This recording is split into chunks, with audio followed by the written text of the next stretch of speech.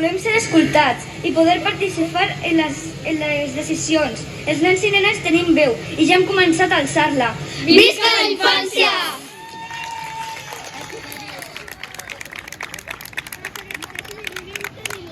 Jo crec que tots hem de conscienciar-nos avui, ja se'ns han reclamat, ens han posat sobre la taula quins són els seus drets. Tenen dret a l'educació, dret a la salut, dret a jugar, dret a tenir oportunitats de futur, perquè elles són el present i elles també són el futur.